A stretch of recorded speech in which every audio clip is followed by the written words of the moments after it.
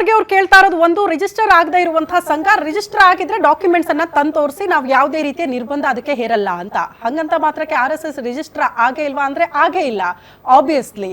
ಯಾಕಂದ್ರೆ RSS claim ಮಾಡ್ತಾ ಇರೋದು ಬಾಡಿ ಆಫ್ ಇಂಡಿವಿಜುವಲ್ಸ್, ಒಂದು ಉದ್ದೇಶಕ್ಕೆ ರಚನೆ ಆಗಿರುವಂತಹ ಜನರ ಗುಂಪು ಅನ್ನೋದನ್ನ ತನ್ನನ್ನ ತಾನು ಪದೇ ಪದೇ ಹೇಳ್ಕೊಳ್ತಾ ಬರ್ತಾ ಇದೆ RSS.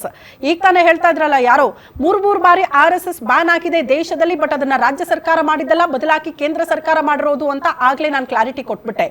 ಅದ್ರ ಜೊತೆಗೆ ಈಗ ಪ್ರಶ್ನೆ ಇರೋದು RSSಗೆ ಹಂಗಾದ್ರೆ ರಿಜಿಸ್ಟರ್ ಆಗಿಲ್ಲ ಅಂತ ಅಂದ ಮೇಲೆ ಫಂಡಿಂಗ್ ಎಲ್ಲಿಂದ, ದುಡ್ಡು ಎಲ್ಲಿಂದ ತರ್ತಿದ್ದೀರಿ, ಅದ್ರ ಬಗ್ಗೆ ಜನಕ್ಕೆ ಲೆಕ್ಕ ಕೊಡ್ಬೇಕಲ್ವಾ, ಯಾಕೆ ಕೊಡ್ತಾ ಇಲ್ಲ ನೀವು ಅನ್ನೋದು ಪ್ರಶ್ನೆ.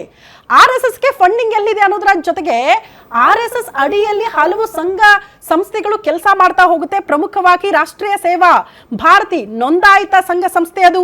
ಇದರ ಅಡಿ 800ಕ್ಕೂ ಅಧಿಕ ಟ್ರಸ್ಟ್ಗಳು ಬರುತ್ತಂತೆ. ಅದೆಲ್ಲವೂ ಕೂಡ ಲೀಗಲಿ ಕೆಲಸ ಮಾಡ್ತಾ ಇದೆ.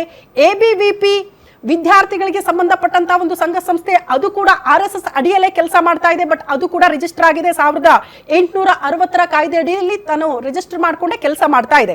ಭಾರತೀಯ ಮಜ್ದೂರ್ ಸಂಘ ರೈತರಿಗೆ ಸಂಬಂಧಪಟ್ಟಂತಹ ಒಂದು ಸಂಘ ಸಂಸ್ಥೆ ಕೂಡ ಕೆಲಸ ಮಾಡ್ತಾ ಇದೆ, ಅದು ಕೂಡ ರಿಜಿಸ್ಟರ್ ಆಗಿದೆ. ಇವೆಲ್ಲವೂ ಕೂಡ RSS ಅಡಿಯಲ್ಲಿ ಕೆಲಸ ಮಾಡ್ತಾ ಇರುವಂತಹ ಪ್ರಮುಖ ಸಂಘ ಸಂಸ್ಥೆಗಳಾದ್ರೂ ಕೂಡ ಪೇಪರ್ ಅಲ್ಲಿ ಎಲ್ಲೂ ಕೂಡ RSSಗೆ ನಾವು ಕೆಲಸ ಮಾಡ್ತಾ ಇದ್ದೀವಿ ಅಂತ ಇವ್ರು ಯಾರು ಕೂಡ ತೋರಿಸಿಲ್ಲ. ಅದು ಲೀಗಲಿ ಕೂಡ ಪ್ರೂವ್ ಆಗಲಿಲ್ಲ.